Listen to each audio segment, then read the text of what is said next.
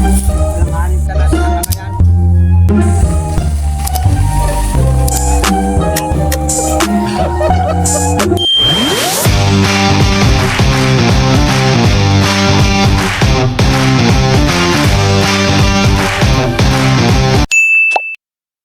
Pala mga kalitog, mapasyalan ko yung langka kong mga binalot doon.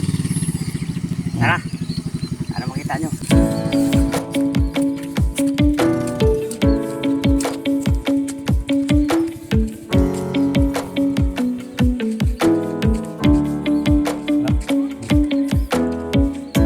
Okay, tama-tama mga kalitog. Ito, medyo magulang na yung saging.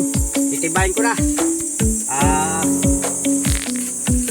Diretsong tiba ko na dito kasi ito malapit eh.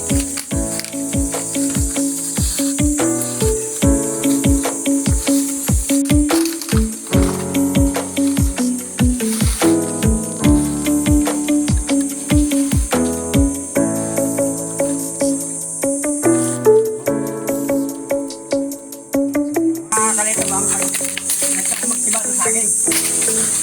Medyo hindi mo bibiglayin. Kaya mo lang dito. Para dandaan kang tumumpa.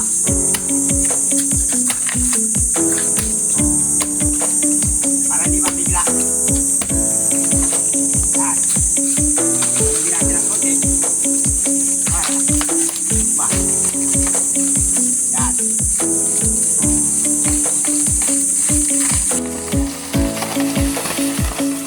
Yan. Yan ang proseso ng pagtiba para hindi siya masira. Bago ano yung puno.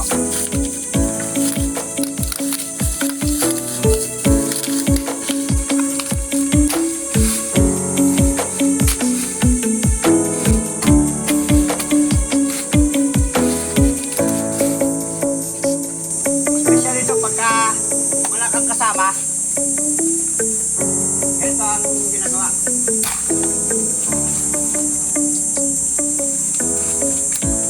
Okay mga kalitog. Ayun na. Bago natin sa akin. Saktong-sakto lang gulang ito mga kalitog.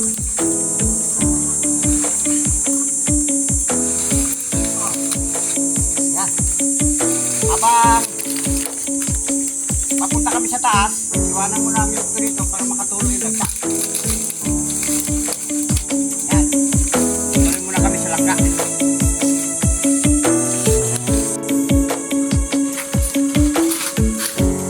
Yan yung tinatawag na one shot, one kill. Ay mga kalitog, yan yung mga pinalot kong langka magmula dito sa baba. Tapos doon sa taas, meron pa. Tara, dito tayo doon.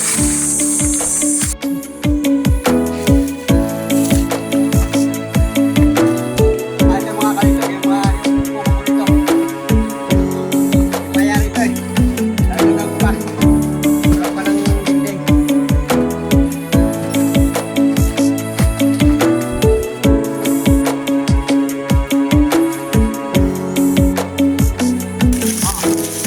Ito mga kalitog, ito yung langka ng mga binalot. Titingnan ko ngayon, baka mayroong nagsikip sa sako.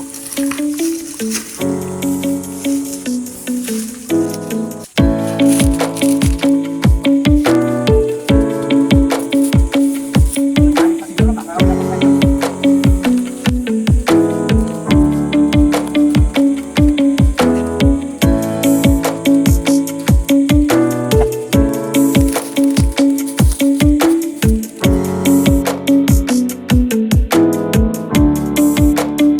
Natin itong ano, tanggalin mo natin itong balot ng maliliit.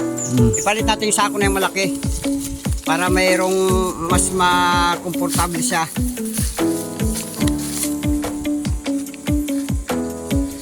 Ito oh. Ito ang pinakamaraming bunga ng langka ngayon.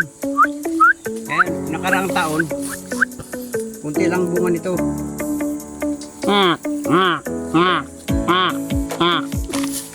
Ang maganda pala talaga dito ibabalot yung sako. Kasi nung nakaraang taon, plastic yung binalot ko kaya yung bangka, nagkanda matay. Nakulob sa plastic, kaya namatay. Kanda matay siya. Wow.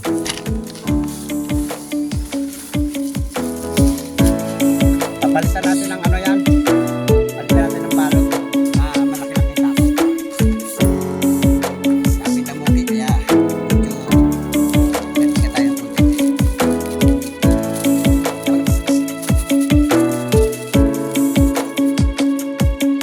Okay na. Yeah, bigyan ko ng ilalim. Napakataas na po ng puno na to mga kalitog. What? Ang taas niya ay mga kalahati ng building. Yan. Nadalong palapag. Nadalong palapag. Kita niya mga kalitog. Ito yung mga sinasabitin ni Spider-Man. Kaming dalawa lang ni Spider-Man nakakagawa ng ganito. So mga kalitog, nabalutin ko na yung ano, pinalitan ko kasi nagsisigil na sila sa mga maliit na sako. Kaya pinalitan ko ng malaki.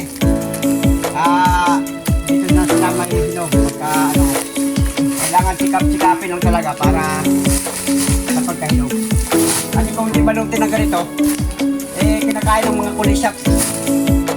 Kaya pinalitan ko ng malaki ang balot. Yan tayo dyan.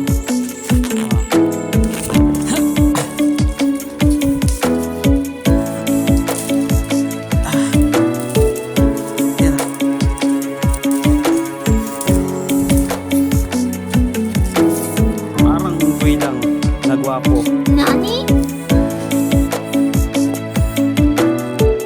Pansin niyo yung mga langgam kalitog. Ayan, tawag dyan ay sila kumari at si pare. Nice. Tawag dito ay mga damuki. Wow.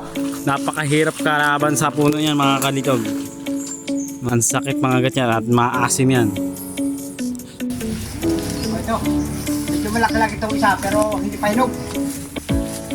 Hindi pa siya hinog. Pero palagay ko malapit na.